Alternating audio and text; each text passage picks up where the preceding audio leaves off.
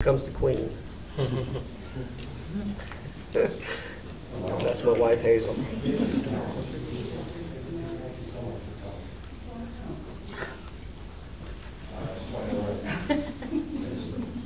Place of honor for you up there. It's wonderful to have the whole family here, or most of it.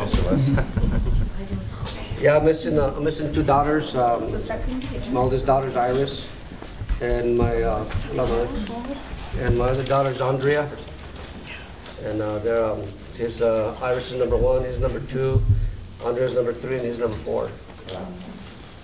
Well, you know, for those, your dad has been here before, but for the rest of you, we're interested. We're doing.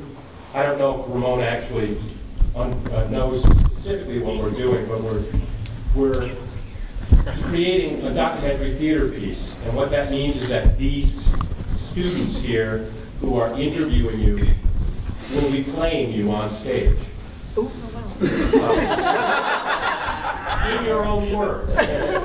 So one of the things that we're doing now is we're recording these interviews and transcribing them, and then creating a play based on these interviews with these actors in the group here playing you, and that will happen at the end of February in the theater, and of course all of you will get invitations to come see, and you can judge how well they do in terms of impressions. But you know, the piece that we're working on is a piece with a general title called Water, but it's really the focus is right now how the village of Agua Fria has changed and was changed when the water was taken away from it. You know, from being a stable community to a community that became, as Ramon said, parceled out and divided up and sold away because the quality of the land ceased to be about farming and about growing things for the greater Santa Fe community. And that's in a nutshell what we're interested in.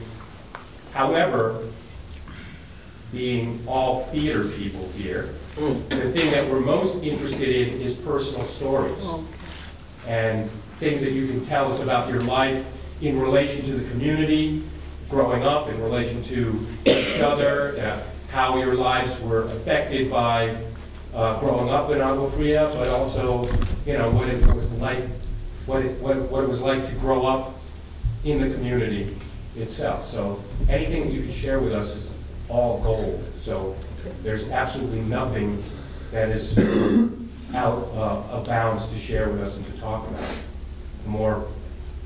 The more stories, the better, basically. Yes, Just to clarify, I was not raised as a child in Agua Fria, but I was very active. And I don't know if you're interested in background information at all. We're interested in everything. Okay, because we were in the shed looking for articles as to what happened in Agua Fria. In a nutshell, I wrote an article for La Herencia magazine. Yeah, we're passing that around. Yeah, that's about me, and I told Raymond I didn't find the article on Agua Fria, but if any of you students have any time, I compiled a lot of information on what happened with the water, the village, the whole transition at the Fray Angelico Chavez History Library, where the palace of the museum is. And there's 2 fat folders, so you don't have to go digging through the archive because the Agua Fria Village archive is there. But if you want fast information, the vertical file on Agua Fria has a bunch of information. So just for background stuff. Oh, that's great. Thank you. And where is that? It's on Washington. You enter through the Washington Avenue. I believe it's 110 Washington, but it is the Museum of New Mexico, across from the Burrito Company. And I can email someone, or it might even be in that file, the article I wrote covering from day 1 to what happened in a nutshell. That might be pretty. Oh, great. I'll give you my card. Okay. just for your background, I think it's important. So, questions from the class? Don't be shy. This doesn't really have to do with the history of Agua Fria or your personal experience, but you're really good at telling stories, and I wondered if you would quickly tell the story, tell the story of La Llorona. The who? The Weeping Woman. You've Okay. mentioned it last time. Yeah. You sound like my granddaughter, she's always asking me to. Tell me the story. I gave her a story this morning for Halloween, and by the time I got to the job, she was a little scared. Because she drives me crazy when I take her to school. So there was this particular house in the village that's by Lopez and Agua Fria, and this is a true house, true story. Her name was Mrs. Parson, and she ran the red district of Agua Fria back in the early 1900s. Her house was, really, and Panchito's grandpa told me the details, you know. All right. It's an old term I used to plaster with. So her house was green, unusual color, and she had a huge patio in the back, and she had a big patio in front, and a humongous living room with a huge, huge fireplace, and she had many bedrooms in there, and a huge kitchen. Well, what she did is she used to entertain men, her and her ladies. So the reason why I know how the house was built is because when we were kids, it was a standing home. There was plates, books, shoes, food. I mean, there was all kinds of stuff in there, and we used to play in there. And for Halloween, we'd go in there and we'd make noises and light candles and scare the kids, and that's what I was telling my granddaughter rather. So the story is that this old lady, she used to go in her nightgown, and she had long white hair and a nightgown, and she would walk to the riverbed, and she would dig out moonshine, and she would take it to her customers. So the young kids used to see her, and they used to call her the Llorona. And I told my granddaughter that what she would do is that she would cry for her children. And then when the kids used to break her windows, because literally the kids used to break her windows, she would run to my mother's home to use a telephone, because my mother was the only one that had a telephone in the neighborhood. So she would cry and say, the boys are breaking my windows. And then, that's what she used to do. And I used to be scared. I was a young kid. And I remember her clearly. And then I told my granddaughter, and then when Halloween came in, she would say, aha, now it's my turn.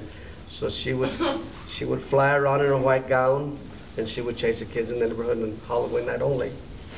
And I told her the spirit still goes through the river, weeping for her kids and waiting for Halloween to come to chase the kids that broke her windows. And that's the story that we were told as a kid. Okay, and I literally met Mrs. Parson. So Mrs. Parson was the witch of Agua Fria. Why they call her Llorona? The Llorona is just a story made up, but that's the Llorona in my childhood. So now it's the Llorona in my granddaughter's childhood. Yeah.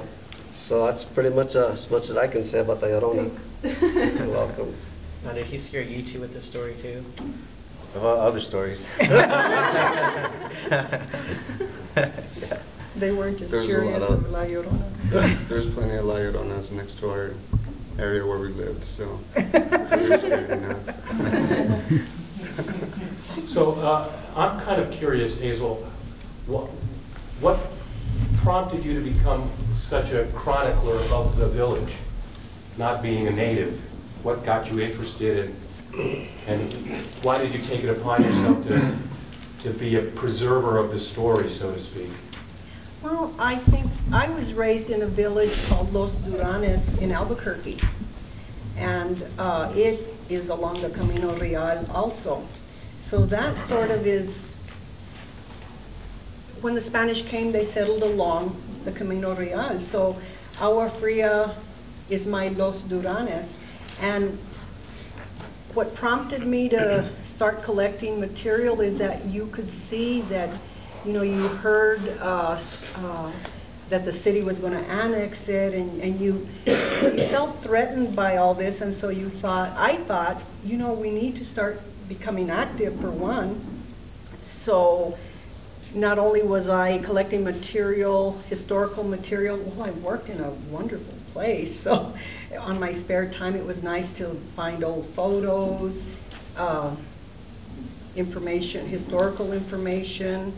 And I don't know, I just felt, I don't know if Raymond told you the story of when we first started the village of Agua Fria, is because we felt threatened that the village was going to eventually get destroyed. So I happened to ask the principal of Agua Fria School if we could have a meeting there to preserve Agua Fria information and gathering of people, and he says, that's funny that you say that. There's another woman wanting to do the same thing. So our first meeting was in a home of a former friend of ours who was very passionate about preserving Agua Fria, and there's an article in the Vertical Files called The Battle of Agua Fria by Olivia Sosi. And she was older than us, so she had been battling this from the 50s. So I think that's why I thought, you know, having come from a small village where we had farmlands, I have 50 years of 8mm film from where I was raised, and I guess I'm just an archivist at heart.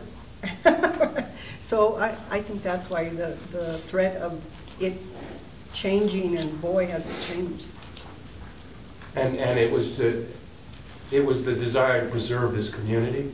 Yes, we were very active for about 20 years, and our whole hearts and lives went in it. Our children were raised at Agua Fria School. They had to do their homework there. They had, once their homework is done, they could roller skate. But man, we must have spent sometimes 3 to 5 days a week in meetings at the legislature, creating the first traditional historic community in the country. But a lot of battles, because even the people within the village were against incorporation. And why? So, I think ignorance. I don't think we really understood what it meant. And we had so many informational meetings and put up statistics and... What did they think it meant? What was their fear?